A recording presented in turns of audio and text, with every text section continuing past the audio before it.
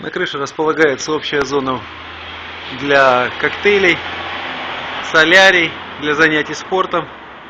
Хороший вид на центральную часть города, вид на горы. Большая площадка для занятий спортом или просто отдыха. С крыши мы попадаем на 3-й этаж.